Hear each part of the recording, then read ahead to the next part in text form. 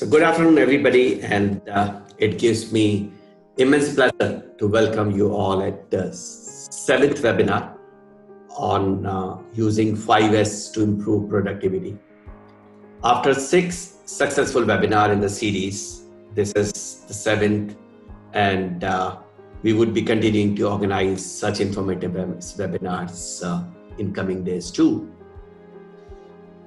Today, the webinar is on 5S, and 5S is basically an implemental tool for organizing and maintaining a disciplined and productive workplace. It helps creating a better working environment, safety, and quality. Basically, 5S represents 5 simple practices that starts with letter S. And it is commonly applied by manufacturing facilities in production lines, storage areas, maintenance areas, and office areas. So today, what we would be focusing on, one, that what these 5 S's are. 2, how can 5S help in raising productivity level, which is always a theme of every webinar in the series, that how to improve the productivity. And then we would be debating, can 5S and lean principle be used together? So as you know that these webinars have been organized by Oro University and Intelligent in collaboration. So about this university, the Oro University was established in 2011. It is first private university in South Gujarat with UGC recognition, located in Surat. It is grounded in value-based education, and it focuses on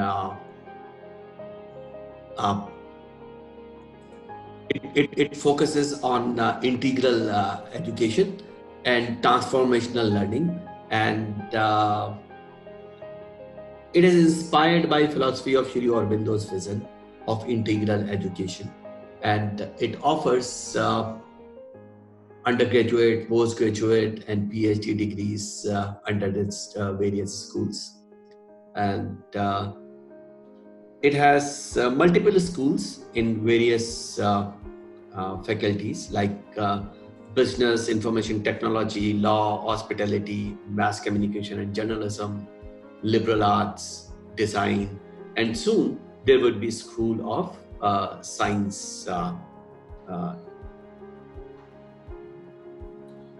About Skilltelligent is engaged in the business of providing quality skilling and reskilling solutions to employed industrial workforce. Skilltelligent has executed many assignments to improve the skills of shop floor workers, their productivity, competency, work-related interpersonal communication skills, as well as for training to establish manufacturing best practices and methods with their employment work environment. Skilltelligent also undertakes productivity improvement and lean practices implementation projects with a focus on training to the workforce for sustenance. As you know that always are in every webinar, our keynote speaker is Mr. Atul Garg, and he is the director of Skilltelligent, and he is a past chairman of Confederation of Indian Industry, Gujarat State Council, and he has been on several regional and national committees of CII. He has more than 3 decades of experience in IT industry and has built several software programs in his earlier company. And he has extensive experience in manufacturing system processes and building competencies in shop floor team. And with this brief introduction, now I would not stand between him and the audience. So I give you the screen to Mr. Atul Garg to take the charge from here. Over to you, Mr. Garg. Thank you, Dr. Mukhija. So, good evening, everyone. I didn't realize that we're already on the 7th of our series on the productivity. So, we have covered quite a lot of topics, and I think it is time to also talk about 5S, because 5S recently has become very popular, and majority of the businesses want to adopt this system. Traditionally, 5S has been defined as a system for organizing spaces, so work can be performed efficiently, effectively, and also safely. Many also have been referring it to also as a good housekeeping system. So this system, or 5S, basically focuses on putting everything where it belongs and keeping the workplace clean, which makes it easier for people to do their job without wasting time or risking injuries. Today we are going to focus on 5S and understand whether the 5S means only organizing spaces for efficiency, or is it way beyond that as well. So let me share my screen.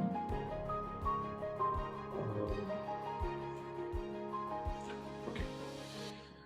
Is it visible now?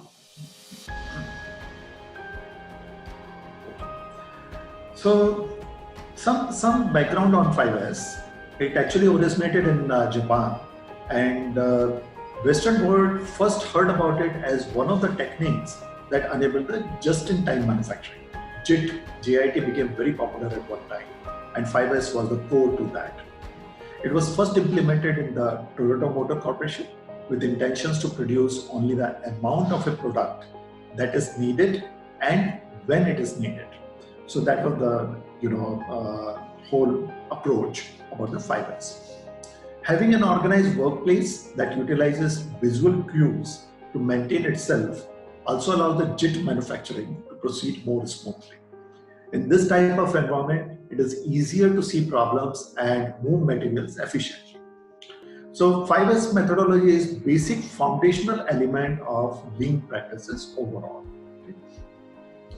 While it is necessary to have a quick primer on 5S, we will today also focus on how 5S contributes to stability in lean management, what are the lean principles, and can you map them to 5S, and how do you apply 5S for improving productivity. So that's going to be the overall canvas on which we will be discussing it out. Okay. So as I said earlier, 5S has been part of Toyota production system, and it consists of the 5 S's. Okay. Each S has a different connotation, and these 5s are sort, second order, shine, standardize, and sustain. Okay. We will try to understand the normally understood meaning of these 5 S's and their purposes, and then later on we will also see how the 5S can be used as part of lean principles for productivity. Okay. So what is 5S? In a very simple terms, it is an improvement tool which helps businesses to organize and maintain a disciplined and productive workplace.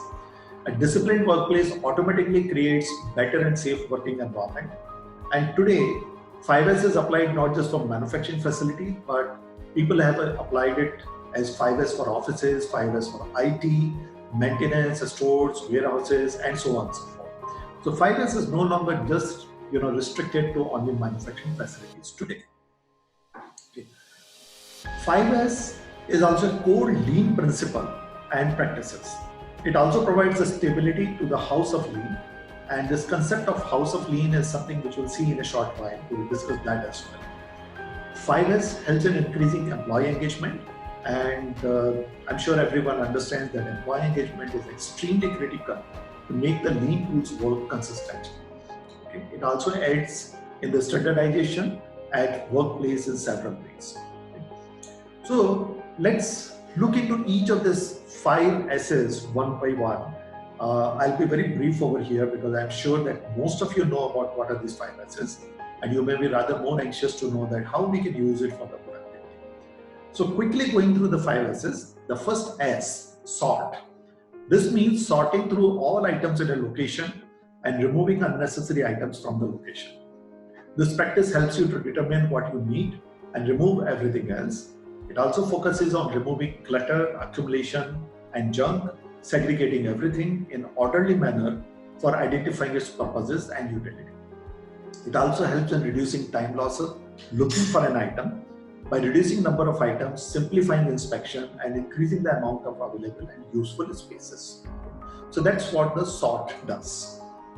The next is, before we move to the next S, we also introduce another practice called the red tagging.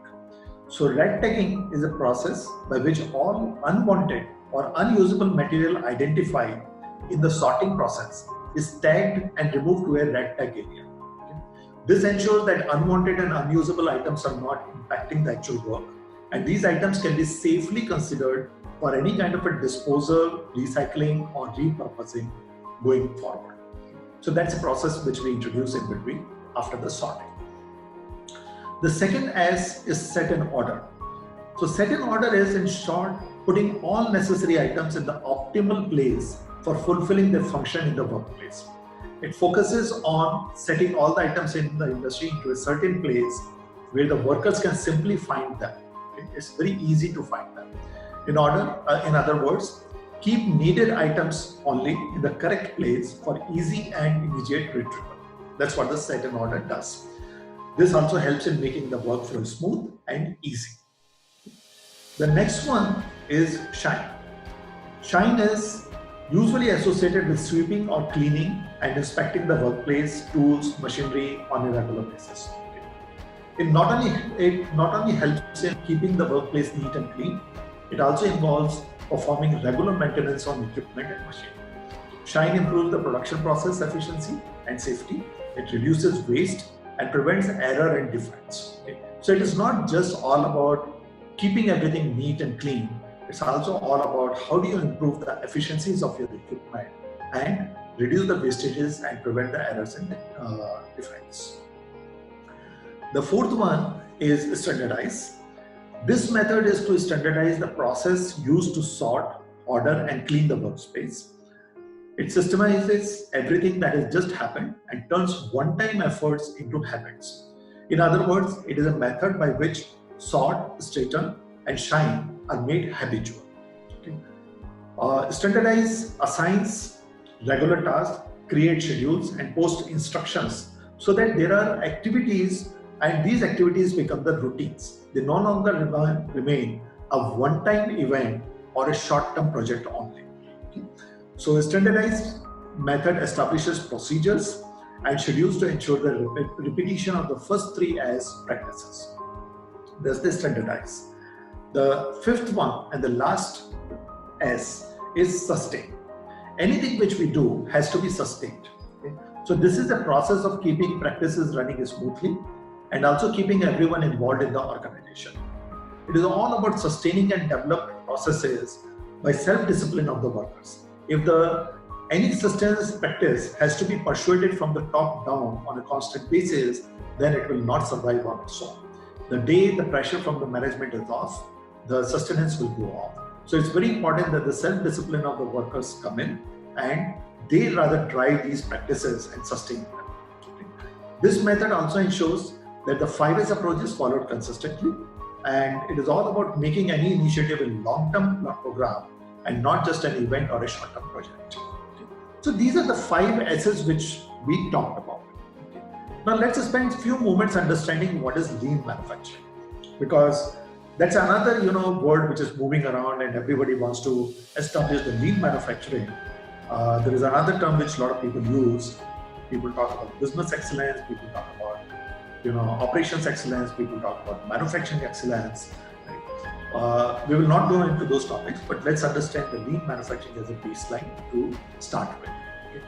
So what is lean manufacturing? It's a methodology that focuses on minimizing waste within manufacturing system while simultaneously maximizing productivity. Waste is seen as anything that customers do not believe adds value and are not willing to pay for. Okay. So anytime a customer doesn't want to pay for anything, that's a non-value added activity done in the manufacturing.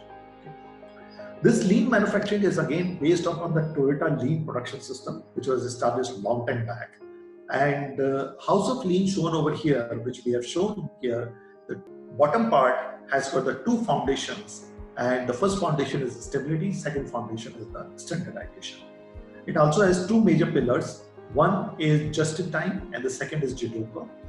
The roof is the customer focus. That's what the lean management system is all about. How to maintain a focus on customers and bring the satisfaction to the customers. Just in time refers to the continuous flow, tech time calculations and pull system, while the Jidoka refers to quality at source. So this is what the House of Lean talks about. In between the just in time and Jidoka, we also have the collaboration, we have the best practices, continuous improvement and so on. So let's look at the two foundations of the standardization and the stability. So if we look into that, these are characterized by methods like 5S and total productive maintenance for stability and standard operations, and Kaizens for standardization. Okay? So 5S and TPM make the stability, standard operations and Kaizen make the standardization. Stability comes first. 5S helps in streamlining operations and making it stable, while the TPM helps in ensuring high availability of equipment. On the other hand side, the standard operations are built on the 5S activities. Some even say that what you do in the 5S and the fourth step standard also extends into standardization over here, and Kaizens over here actually assist in improving as well as streamlining the operations in the standard. So this is the base for stability and standardization in lean manufacturing. This I have just put up for the reference over here. The roof, as I said, customer focus basically means customer satisfaction, which leads to the business success. And the collaborations over here can be established in a lean house only when you have the respect for the people. This is a very crucial component as part of the lean manufacturing. If we don't respect and if we don't honor our workers or our people, then the customer satisfaction will not come through. None of the systems will actually happen, because all the systems in the lean manufacturing are supposed to be driven by the workers and the shop floor workforce rather by the management. So this is just as a baseline I've tried to put it over here.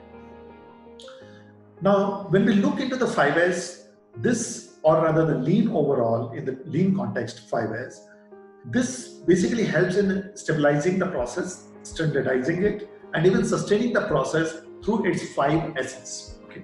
We will examine each of these steps very quickly in one slide and try to understand that. Okay.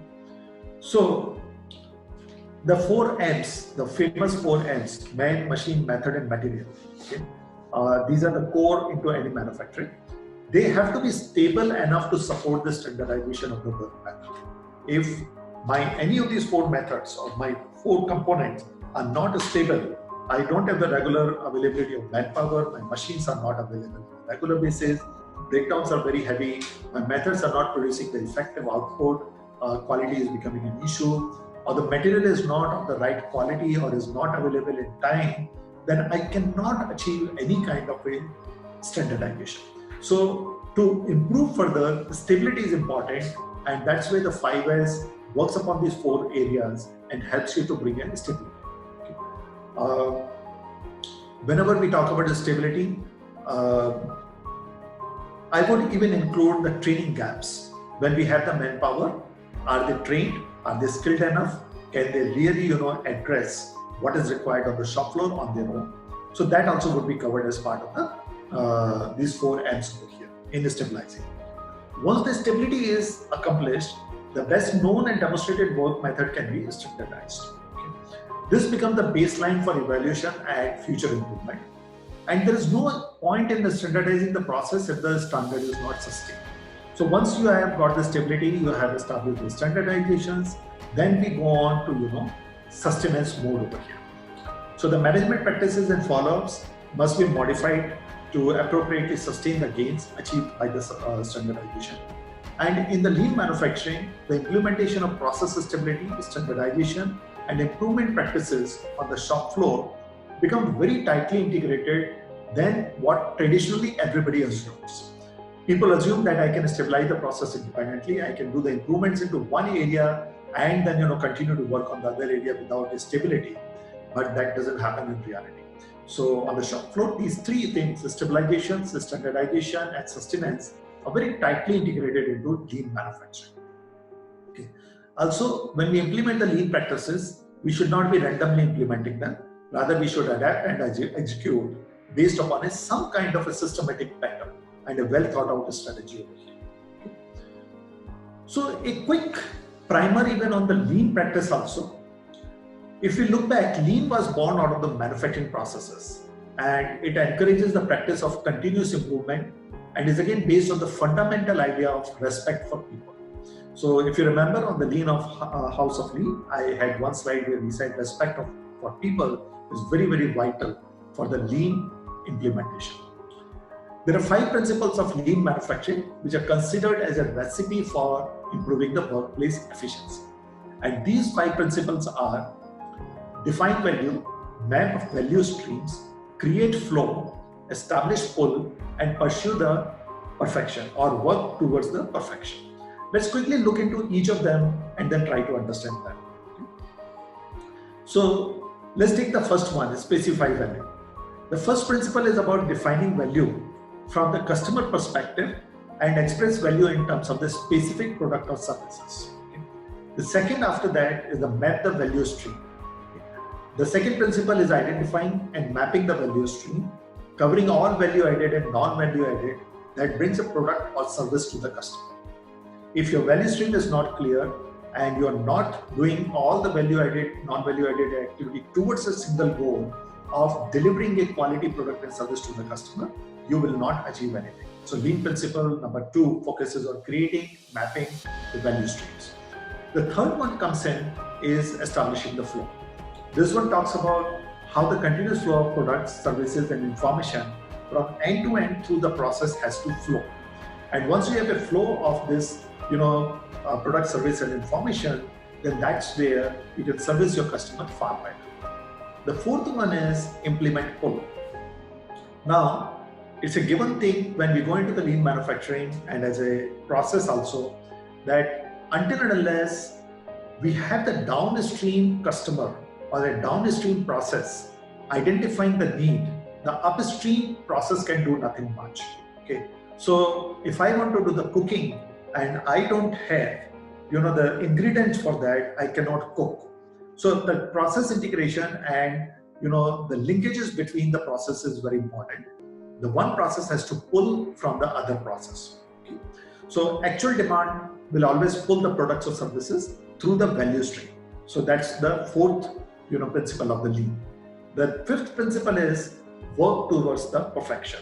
This means that completely eliminate the wastage. So all the activities which you carry out create only value for the customer by some kind of a breakthrough, innovations, or continuous improvement projects. There should not be any non-value added activity which you perform. Right? So if that happens, then you have got a perfection and everything is producing some kind of the value for the customer. So these are the fundamental lean principles. Now let's look back and say that how can we map the lean principles to the 5S? So if you remember, we have the sort, set in order, shine, standards, and sustain. Sorry, I could not adjust this slide in time to show this more clearly. So I'll just walk it through. Sort is actually equivalent to defining the value. So whenever we do the sorting, we actually look back and see that whether this particular product, what we have sorted and identified, is going to add any value or not, or is it a non-value added kind of a stuff. So we will sort based upon the value. Okay. Then we do the sort, set in order. That means that we map it as a value stream and say that where this product is supposed to fit, where this particular process or activity is supposed to fit, and then accordingly we place them in an appropriate place. The third thing is shine, and that's where we tie it down to the create the flow. That means we ensure that the systems are in a way working so smoothly that the flow is unable to. The fourth one comes in as standardize. That means if my process is the standard, so it should be creating a demand and it should be able to establish a pull. So my standardized processes will establish the pull, and that's how the fourth principle of lean will get mapped over here. The fifth one, sustenance or sustain, will be equivalent to the work to perfection. That's where we want that every practice we have established is continuously happening. it is continuously improving upon, and it is self-sustaining, which is nothing but working towards the perfection. So these are the mappings between the 5S and the lean principles, which we will use and then talk more in detail. Okay? So let's talk about now that how can we apply the 5S for productivity. And while we do that, maybe we will also talk about that what are the lean principles we have applied here, how do they work, and how do they go on. Okay. I would be taking up an example of one of our customers, which is a textile process house.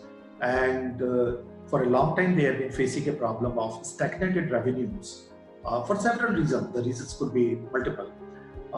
They also have a customer base which is equally divided between the domestic customers and the international customers.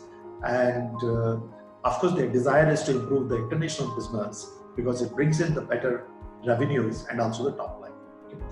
They have also identified that they have a very low capacity utilization of machines, and this has been primarily because of frequent breakdowns, large changeover times of one product to another product on a machine, search time for the material, and so on and so forth. So there have been several reasons which they have been thinking and talking about that why there is a low capacity utilization of the machine.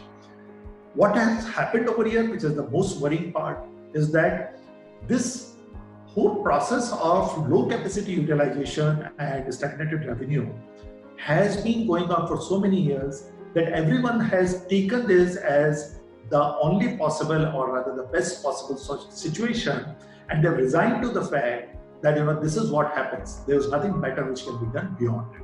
Okay? So everyone has kind of accepted it as a current situation being the best. Now, obviously, that's not what the lean will talk about. Lean definitely will not stop at saying that I get satisfied that what I've achieved is best. So there is definitely some discussion that takes place, and there is a call to action, and the call to action is basically coming in and saying that why don't we use some lean manufacturing tools, why don't we do some diagnostic study and try to understand that what exactly is happening over here. So so there is a first thing which comes up is that there is a need for stability. Now, we talked earlier also that if there is a continuous frequent breakages, downtimes on the machine, there are various losses and wastages going on, the manpower availability is not consistent, or even if the manpower is available, the competency level or the knowledge level is low, methods are not appropriate, then your improvements you cannot bring them in, because it's very difficult to bring in the improvement till these factors start stabilizing. So stabilizing the organization becomes the first priority. Okay? And these issues of higher machine downtime, labor shortages, training gaps, quality issues, variations in methods, or even sometimes even the personalized way of production has to be addressed first. So that becomes the first area of focus. Okay? So what is done is that there is a diagnostic study which is taken up, some diagnostic is done. There are some work studies and other industrial studies carried out. And these things identify various methods to be improved, what areas have to be standardized, what is the quantification of the different losses and wastages so that you can focus upon them. And you also measure out the various activities which you carry and the time taken to perform them and so on. So some diagnostic has to be carried out, and that's what the work is done over there. Some diagnostic is done, and the losses, wastages, activity times, everything is quantified and at least identified properly. Okay. Now once that is done, then they start along with the 5S. So to bring in the stability into the organization, as the lean advocates, the 5S is chosen to implement the approach. 5S is taken rather as an approach to implement the stability into the organization. So So this 5S implementation had to be initially designed, and they decided that they will cover all the production areas, but they will abstain from any commercial activity areas. So they will not move into any back-end activities which support the production, but rather focus on the hardcore production areas. Okay. They also defined the various zones. So all the production areas were divided based upon the processes carried out over there, integrity between the processes, leadership available, and the activities performed onto those zones. And as this illustration says, that these are the kind of the different zones identified. This basically localizes the efforts to be implemented over there, and it helps in controlling them effectively. Obviously, the zonal leaders had to be identified, and the zonal leaders had to come from the same existing team. They were not the new guys, or they were not the external people imposed into the implementation. Okay. First step which was taken up was that each shop floor leader and workmen, they had to be trained on the 5S and oriented on the lean principles. These trainings included the 5S orientation, its purpose, its benefits, its activities, its goals, its design approach, and so on and so forth. And it also focused in clarifying to the people that the 5S will be used for the wastage control, infrastructure improvement, performance, as well as productivity improvement. So it was made very clear that it is not just for keeping the workspace clear, clean, and neat. No, it was way beyond that, and it was made very clear upfront into the training itself. Okay. Now, let's take the first activity. After the designing was done, a lot of criteria were identified, the value, defining the value mechanisms were identified, and the studies were understood, the focus areas were defined. The first activity which started happening was the sort. So now let's look the sort in reference to the lean. So sort, as we said earlier, is connected to defining value of everything. So any business over a period of time will always end up with accumulated value and non-valued material, activities, processes, and so on and so forth. This accumulation, as it starts increasing and it starts gathering the pace, the losses and the conflicts on the shop floor will start increasing, because more unwanted material will always create some kind of a conflict. Unproductive processes or unproductive methods will always lead to some conflicts. So that's what this starts doing. So similarly, once on the other hand side, once you have removed the unwanted material and activities and processes, then you also get the visibility into what else can be done. So as you start assigning the value to everything, you also start identifying that what is not valuable, and that something which is not valuable, you can very clearly red tag them, you can take them out, and you can remove them or even eliminate them. So that becomes very easy to do. So sorting process along with the lean principle becomes the first step. What was done? We physically sorted through all the materials, tools, components, etc. We also assigned value to each of them, and this value was on the simple term saying that it is needed, it is rarely used, or not needed. Okay? We didn't go into the complex way of defining it down. Okay? We had already done the work studies, which had also identified a lot of non-value items, which were unusable, damaged, rejected, scrapped, or also it had also identified a lot of non-value activities like transportation, idle time, repeat actions, and certain non-value processes which were like the rework, wait, and so on and so forth. So all these work studies and sorting activity actually helped us to very clearly demarcate between the value and the non-value, and all the non-value was kept aside. So the next logical step was, by default, remove all non-values by red tagging them and take them out. Okay. So removing the non-value has two major impacts. One, it reduces the clutter and unwanted efforts on the shop floor, and it also identifies a shorter path to higher value achievement. So when I have got a lot of methods into my process which are not productive, and if I can remove them, then that also leads to higher value achievement in a faster and shortest possible way. So that's what it had done. We removed all the non-physical, non-value material physically. We put the resolution plans in motion for the non-value activities and processes, and so on and so forth. Okay. Now, having removed the non-value activities, it was also important that we now map all the activities.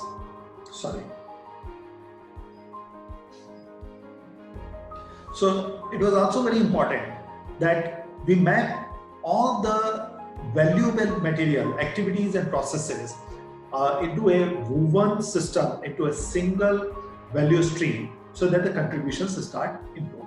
Okay. Once you do this, once you streamline all the activities and processes and material, this becomes better organized, and even the areas of improvement start becoming highly visible. Okay. So, as a next step, we mapped all the materials, methods, machines into value stream maps. There were multiple maps which we created. Okay. We identified how to store and manage material and machines, what methods and activities to improve upon, how to better deploy man, and then we also identified training needs of workforce for the same. This basically led to the right storage areas and systems for keeping valued material in proper manner. We identified all the right storage areas and systems. We used the material flow, Kanban, and so on and so forth to determine the right storage location and inventory levels. We did the activities like multiple trips to bring material. These were replaced with better material transportation system to bring more material in one go, which again reduced the non-value activity. And for this, again, we drew the spaghetti diagrams, and we identified that where the unnecessary transportation is taking place and why, and we carried out certain kaizens which helped us to improve and then reduce our non-value activities. For the non-value processes like reworks and rejections, we identified over there that there were a lot of machine issues. There were machine setups were not done properly, setup and adjustments were not done in a correct manner. Methods of operating the machines were not proper. So all these things we started doing certain quality circles, and we also did the SMAD or the changeover methodology to reduce the non-value processes. Okay. Then we also established the visual management and controls, because 5S cannot be implemented without the visual management and controls. Visual management and 5S go hand in hand together. So when we did all these things, it all helped us in building the proper value streams with the minimal non-value situations. So we reduced variety of the non-value activities happening and the material lying around, and improved upon the method, which helped us to streamline our values. The next one was that having done that, we had to get into the Shine. And if we look from the lean perspective, Shine maps to the creation or establishing of the flow. A good flow is achieved only when the blocks are removed. So even if you take a water stream, if it is stopped somewhere with some boulder or some stones or something, the water will stop flowing. So you need to remove the blocks. We also ensured that there is a high availability of the equipment, material is in the right place, we trained the manpower, and overall we created a smooth flow on the shop. So that was the next thing which Shine requires. Shine also requires that you do it in a way that it helps you to boost your production and also improve the quality. So if a good flow has been maintained and machines have been made available and manpower has been trained, obviously the production will boost up and also the quality will improve. So that's what the Shine does. What we did over here, we carried out a lot of machine audits. We identified what were the root causes for the frequent breakdowns. We used a lot of problem solving techniques, QC tools, statistical tools, data collection, and did the root cause analysis and so on and so forth, so that we could identify the core causes and remove them and ensure that the breakdowns reduce. After that, we also established a maintenance budget and the preventive maintenance plans, so that going forward there is a good preventive maintenance plan in place to reduce the breakdowns of the machine while running. Okay. Then the maintenance team was also given the technical training so that they could understand and improve the machine availability and its performance. When we did all these things, this helped in creating a smooth flow of value streams with the higher availability of the equipment. So that was the Shine part of it. And if you notice over here, the Shine here didn't mean that we just clean the workplace or clean the machines. It was a complete effort to ensure that my value stream is now smoothly flowing. So the cleaning is done to ensure a smooth flow of the entire stream. So that is what we did. The next one which we did was the standardize. Okay. So if you look back, standardize from the lean perspective, okay, it is nothing but an established pull mechanism.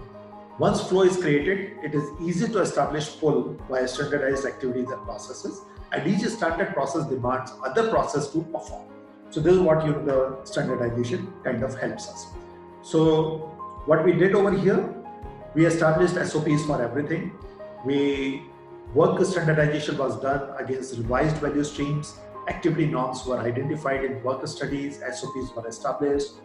We also set up the regular data collection mechanisms. Training was given to all again on how the work standardization was done, what the new SOPs were, what the better work methods were established, and so on and so forth. Standard work activities were started to identify more changes in the system, and when a process is stopped, it also identified that what other process was inefficient, and that again led us to the further improvement. We also established, worked upon it and coordinated central planning. We did decentralized decision. This became important, and this once established helped us in establishing the full system more effectively. It's very important that we have a coordinated central planning while the decision making is decentralized on the shop floor. We have opposite, that is, I take a decision, but all my people have their own plans and they work in their own manner. It will not. The plan is one, and everyone works towards it, takes the independent decisions to make it happen as has been planned, then things work far better. So this is what again we established over there. The last one was the sustain. And we again look from the lean perspective. Sustain or sustenance would mean that we are pursuing the perfection all the time. This will mean that standardized processes and activities, they will always ensure the effective pursuits of perfection, and establishing practices to sustain the improvements achieved as well as continuous improvement movement is also very important to sustain the efforts. So again, we did several things to ensure that we work to perfection. We established dashboards to monitor processes, activity and material for the value generated. Dashboards focused on summing up the man, machine, method and material effective efficiencies and the value addition.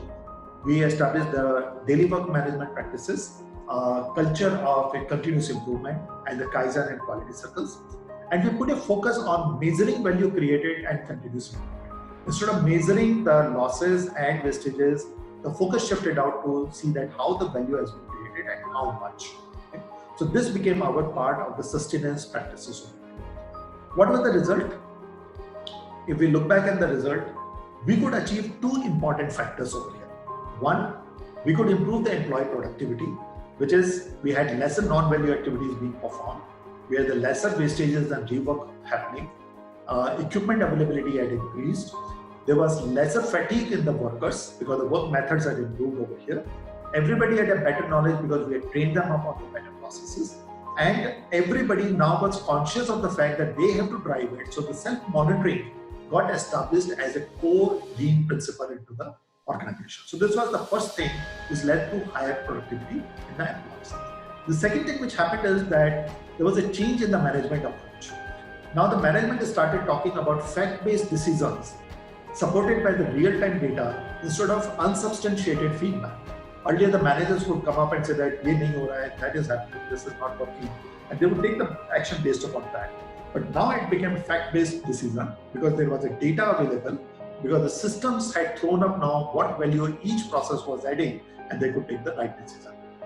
They also implemented the decentralized decision making and empowered the team along with the empowerment actually started happening now with the central planning taking place. Okay? So not only the decentralization took place, team also got empowered to take the decision, and they all worked towards the central planning. And the last thing which started happening was that the regular reviews of processes, activities for value generated became the focus area. So this is how the management change also took place over here. So what did we achieve out of this as the benefits?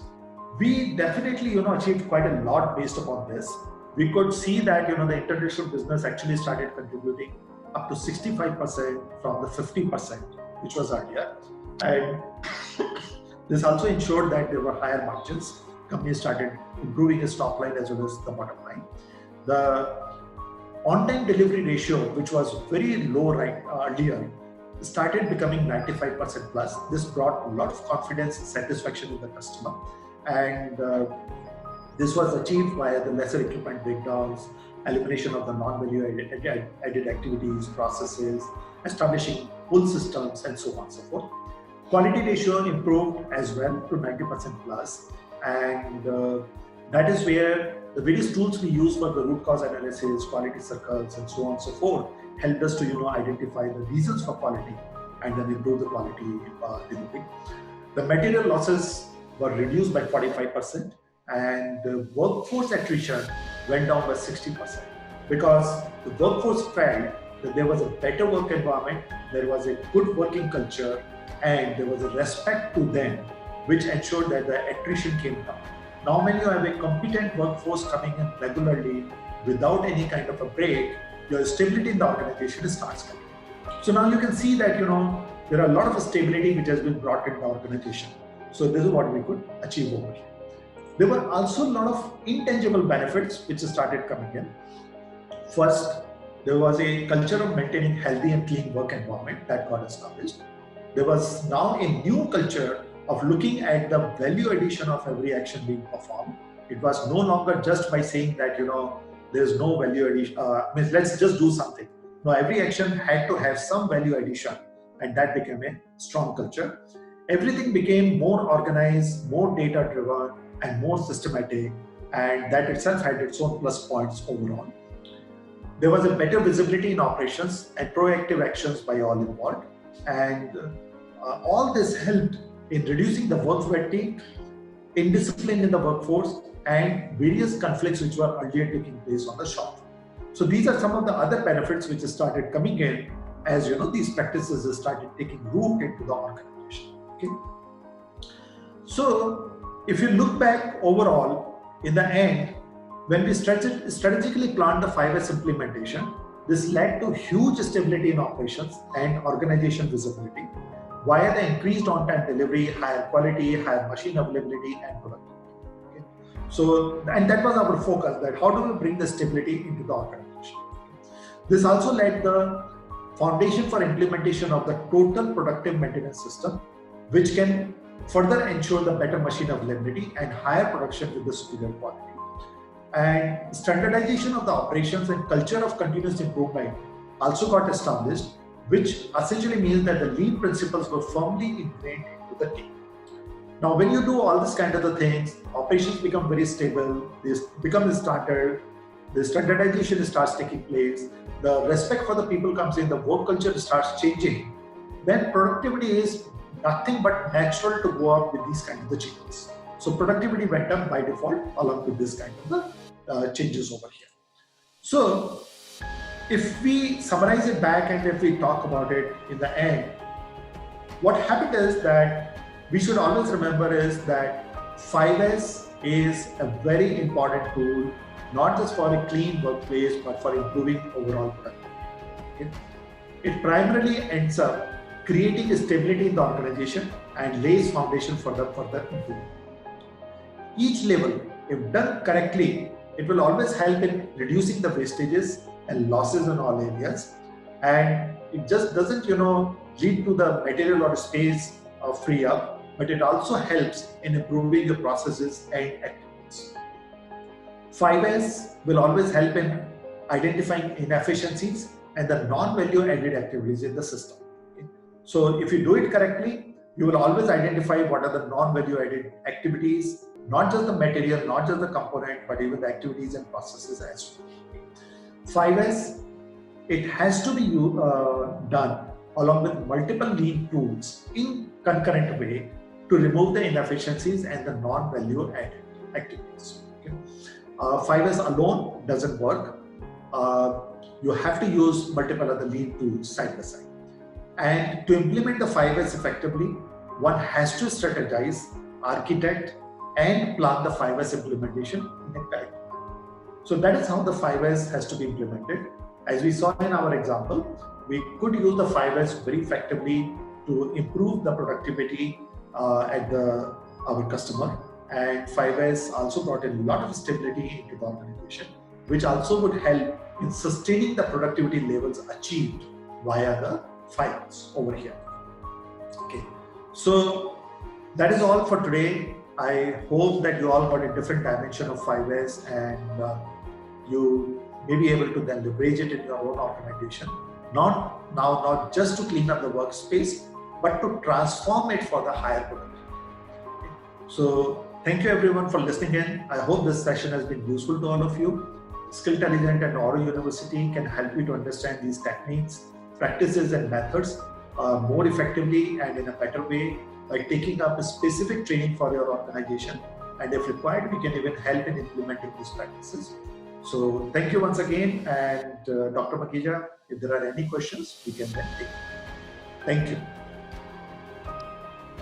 Sure. So definitely it was a very enlightening session. Like always, whenever you present, it brings a lot of clarity and it invokes some new questions as well. So today also I have a couple of questions. Sure. Received.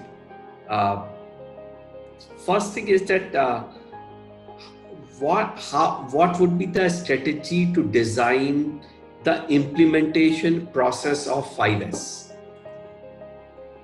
Right. Yeah, it is important that you have a strategy, and important part is that you also design for implementation. 5S just cannot be, implemented by going to the place and sorting and then, putting the things around into the different places. You need a strategy. So the first step would be that you should carry out some kind of a diagnostic in your organization, which should help you to identify that what are the areas which you should focus upon and what are the areas which requires a concentrated effort and what methods and activities need to be improved upon. Once that has been done, you should logically divide your work area into the different zones, and these zones should be defined based upon the set of the activities being carried out over there. It should be an integrated activity. It should not be that half activity is being done into one zone and another half in the other zone. You should club them together. You should also look up at what processes are being carried out and do you have a strong leadership available there to help you into implementation. Okay. Then what needs to be done is, as part of the design, you should also decide that how you will define the value to everything. What is your value definition mechanism? Okay. So if a value definition mechanism has been defined, then your sorting, segregation, set in order, all these things become easy. And you can also identify that how many value stream maps you need to create. So defining the value, way of defining the values or assigning the values and the value streams you need to focus on become the next step which you need to identify. Okay. You should also focus out that your value creation is high and sequence of actions which you take should be possible to weave into a common value stream. So this has to be part of your design strategy. One important part which I would put in is that when you do this design, you should put in the lean design thinking approach. And if you apply the lean design thinking approach, then your design becomes far better. If required, we can always help you out into carrying out the 5S design exercise separately, or even hold a detailed training for the same if you require that. So we can always help you about that as well.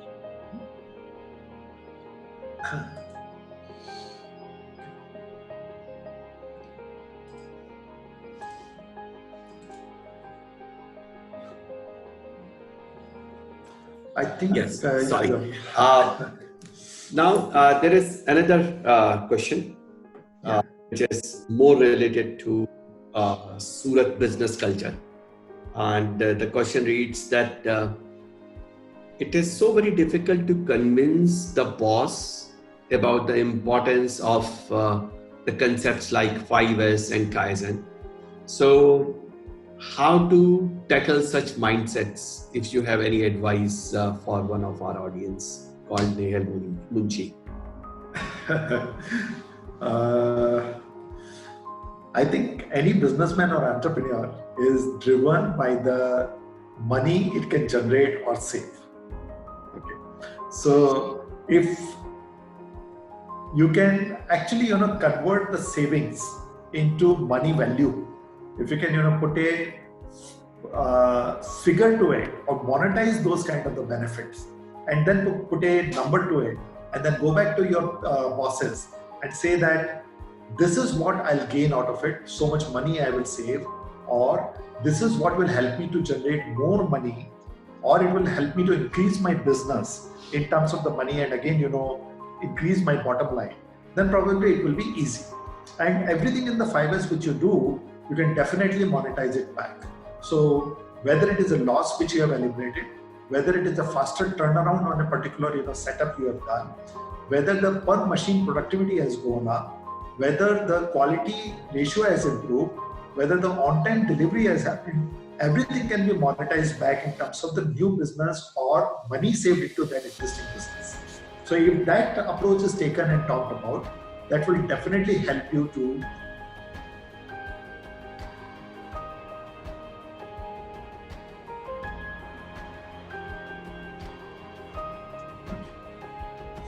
Right. So, and moreover, if Mr. Nehal Munshi fails to convince his boss, he can at least set up your meeting with him, and then anytime. He would definitely anytime. Yes. Get the message across. Definitely. So, another question which I have is that can you implement 5S in a standalone environment, or you need to create a whole ecosystem for implementing 5S? So 5S as an independent tool can be implemented, but minimum requirement would be that you have to establish the visual management along. Because once I do, let's say, sorting, I assign a value and then you put it into some place, it should be very easy to identify where a particular material is lying, or I have created a separate storage area for a particular type of a material. Then it should be again easy to define what the storage is all about and how much quantity is lying and so on and so forth. So visual management has to go along with it. I'll take a second question along with that if you implement the 5S, what kind of the ecosystem you require into this? Should you have an ecosystem rather, and can you establish that along with the 5S together? So I would say that yes, 5S requires an ecosystem. You need to use several tools along with establishing the 5S for an effective implementation. I can do a simple 5S implementation which will help me initially, but it will not take me forward because I will not be able to monetize those benefits. To monetize that, I'll have to use the multiple tools, create an ecosystem, which results into elimination of the wastages and losses. Okay. Now, to reduce the wastages and losses, I need to first of all identify them. I need to identify the root causes for those wastages and losses, then develop a solution and then implement them. So if, let's take an example that a lot of material is lying rejected. Just tagging them and selling them as the scrap will not help you. In the long run, you will further accumulate the rejected material if the rejection root causes are not known and worked upon. So what will happen is you keep on cleaning the rejection and the new rejection will keep on coming. You have to stop the rejection itself, right? And that's where you would require a lot of QC tools, statistical tools, data collection, RCA to be done. You need to perform certain kaizens. You need to maybe implement a SMAT. Maybe you need to have a changeover, methodology implemented. You need to perform other things also over there, establish your line balancing, so on and so forth, to ensure that there is no rejection happening. If the rejection generation itself stops, then the material accumulation also will stop and then your 5S will become different. So it is better if you have a complete ecosystem which focuses on the root cause and eliminate the wastage and all the losses. So I would suggest that 5S implementation should be done strategically, keeping in mind the complete ecosystem, and a complete plan has to be laid out up front itself so that the 5S becomes sticky. That means it remains sustainable and people continue to reap the benefit of 5S. So that's how I would put it. Sure. So thank you very much. It has really been a very beneficial session.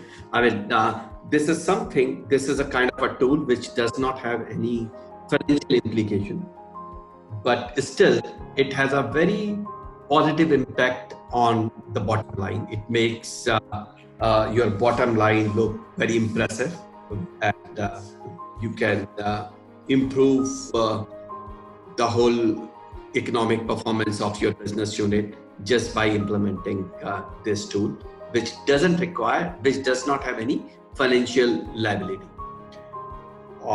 So that's great. Thank you very much, sir.